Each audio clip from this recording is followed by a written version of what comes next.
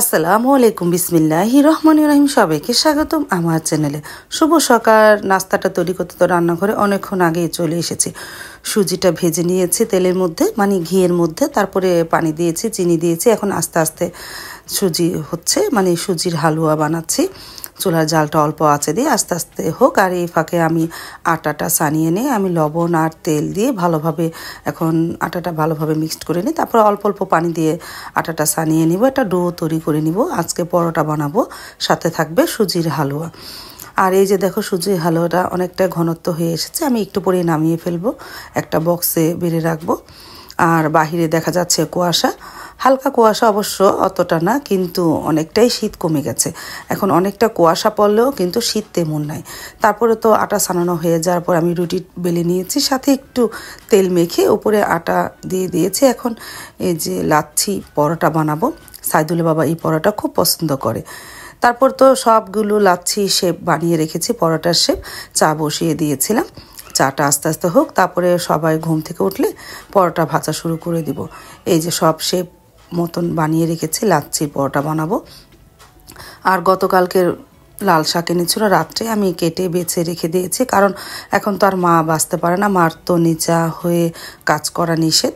এজন্য এখন শাক পাতা আনলে সবই এখন আমি যখনই আনি তখনই একটু একটু করে বেছে রেখে দিই। গতকালকে রাত্রে এনেছে। তারপরে আধা ঘন্টা পর রান্নাঘরে চলে এসেছিলাম। আসার পর 2টা ডিম পোস্ট করে নিয়েছি, আর এই যে একটা একটা করে পরোটা ভেজে নিতেছি।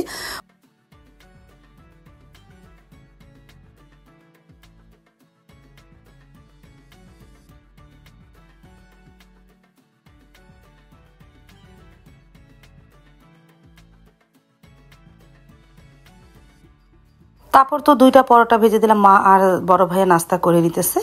আর এই যে 3য় নম্বর পরোটাটা ভাজতেছে, দিয়ে আসি। মা তো একটাই খাবে, বড় ভাই অবশ্য একটা পোড়া খেতে পারবে না, মানে 1.5টা খায়, 2টা পোড়া খেতে পারে না। তারপরে গরম গরম দিয়ে আসলাম। মা আর বড় ভাইয়া করে নিতেছে। আর সাইদুল বাবা উঠেছে, ফ্রেশ হতে চলে গেছে। আর এই ফাঁকে আমি গরম পানিতে এই যে কাঁচা হলদি, লেবু, তারপরে আদা, এই কয়েকটা জিনিস মিলে একটা প্যাক তৈরি করেছি। এটা ফ্রিজে রেখে দিলে গরম পানিতে গুলিয়ে সে খাই। আমি প্রতিদিন সকালে বাসি পেটে খাই। তারপরে যে সারামণিকে নাস্তা দিলাম। সাইদুলের বাবা অর্ধেক পরোটা খেলো, পুরাপুরি খেলো না। সারামণিকে নাস্তা দিয়েছি, ও খাচ্ছে। আর এই যে সাইদুল বাবা যে বড় ভাইয়া অর্ধেক পরোটা রেখে দিয়েছিল সেটা খেলো। আমি যে নতুন করে একটা ভেজে আনলাম সেটা খেলো না। তারপরে খেয়ে সে চলে গেল দোকানে। সে ডিম পোস্ট খেলো না, হালুয়া দিয়ে পরোটা খেলো।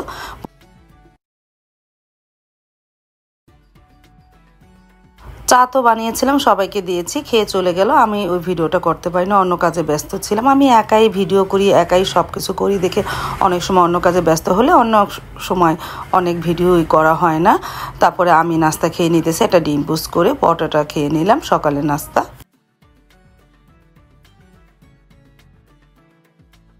আর এদিকে পাশের বাড়ি থেকে মোহনা, মানে আমার ননদ হয়, ও ওদের বড়ি গাছ আছে, আমাকে বড়ি দিয়ে গেল। আমি সেটাকে ভালোভাবে ধুয়ে নিয়েছি। এখন চাকু দিয়ে ভালোভাবে কেচে লবণ মেখে বরমি ভরে রেখে দিব রোদ্রে। সবগুলো বড়ই কেচে এখন লবণ মেখে বরমে ভরে রেখে দিব, কাঁচে বরমে ভরে রোদ্রে দিব।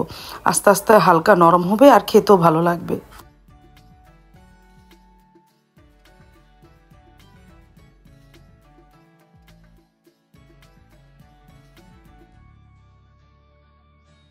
তারপর তো অন্য কাজ করে আমি গোসল করে নামাজ পড়ে চলে আসলাম রান্নাঘরে। সেগুন খোড়া মাছের চচ্চড়ি করব।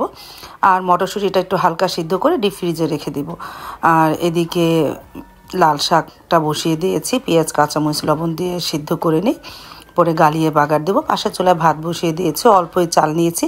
আর ফ্রিজে অনেক ভাত আছিল, এই ভাত চালের মধ্যে দিয়ে ভাত রান্না করব। তারপরে তো ভাতটা ঠিকা দিয়েছি। এখন সেগুন খোড়া মাছটা ভালোভাবে ধুয়ে নিয়েছি। এর মধ্যে হলুদ গুঁড়া, মরিচ গুঁড়া, ধনিয়ার গুঁড়া, ও আরেকটা জিনিস তোমাদের দেখাচ্ছি, এই বাটনাটা আবারও কিনে এনেছি আমার মাকে দিয়ে। এই বাটনাটার মধ্যে লাল শাকটা মজেছে, এখন ভালোভাবে ডলে হালকা গালিয়ে নিতেছি। আমার আগেরটা তো সাইদুলে বাবা, মানে তোমাদের ভাইয়া, ভেঙে ফেলেছে। এখন নতুন করে আরেকটা কিনে এনেছি। এটার মধ্যে শাক যে কোনো কিছুই সুন্দর গলে যায়।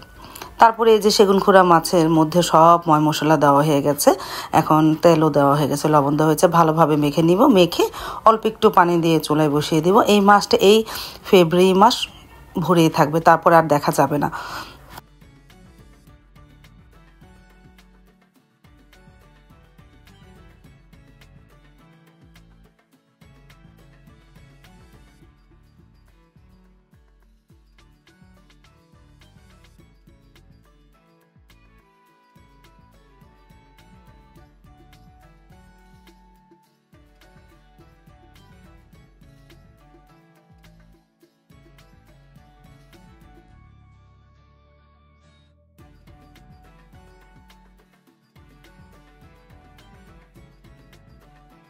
আর এদিকে লাল শাকটাও বাগার দিলাম, মাছটা তো চুলায় বসিয়ে দিয়েছিলাম, লাল শাকটাও বাগার দিয়ে ফেললাম।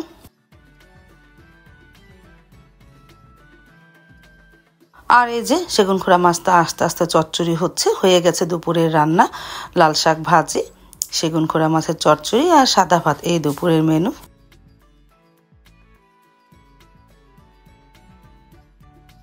তারপরে সাইদুল বাবা নামাজ পড়ে চলে আসলো, মা আর সাইদুল বাবা খেয়ে নিতেছে। আমি ওদের জন্য একটু চিকেন ফ্রাই করে নিই, ওরা তো আর এই গুঁড়া মাছ খাবে না। দুই মেয়ের জন্য আমি রান্নাঘরে চলে গেলাম, এই যে ফ্রাইগুলো ভেজে নিতেছি ওদের জন্য।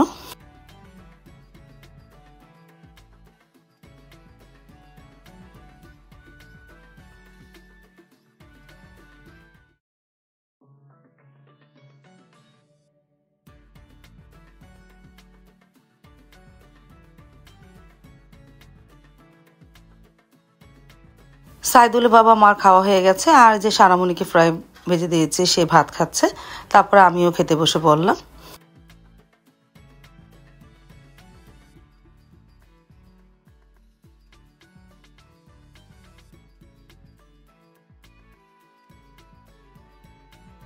নিয়ে নিলাম সেগুন খোড়া মাছ, সাথে নিলাম কাঁচামরিচ ডলে, মানে মাছের মধ্যে এই কাঁচামরিচ দিয়ে দিয়েছিলাম, সেদ্ধ হয়েছে।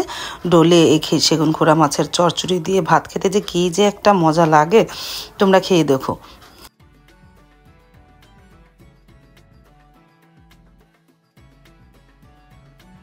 তারপর প্রায় ঘন্টাখানিক পর সাবা ফুলকপির পাকোড়া ভাজছে, মানে বোড়া ফুলকপি সিদ্ধ করে ও একাই ভাজে।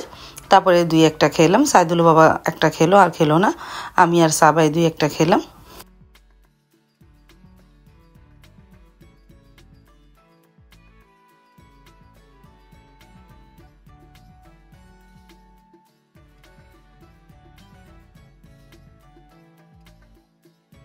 তারপরে বিকেল দিকটা গিয়েছিলাম মাকে থেরাপি দিতে, থেরাপি দিয়ে বাসায় চলে আসলাম। মাগরিবের নামাজ পড়ে চা নিয়ে বসলাম, চা বিস্কিট নিয়ে বসলেই বিড়ালটা বিস্কিট খাওয়ার জন্য পাগল হয়ে যায়, ওকে একটু ভেঙে ভেঙে দিই। তারপরে আমি আর চা বিস্কিট খেলাম। সারামণি তো আজকে হুজুরের কাছে পড়তে গিয়েছে। আর ওই যে দূরে দেখা যাচ্ছে বিড়ালের বাচ্চাটা, তোমাদের একটু দেখাই।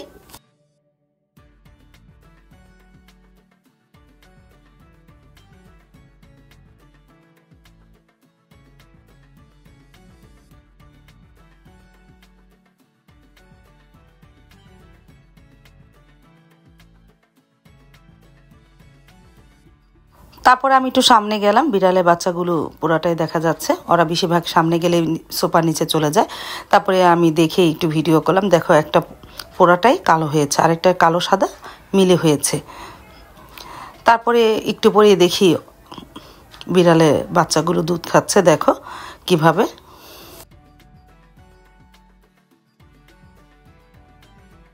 আজ তাহলে এই পর্যন্ত, দেখা হবে আগামীকালকে নতুন আরেকটা ব্লগ নিয়ে। আল্লাহ হাফেজ, আসসালামু আলাইকুম।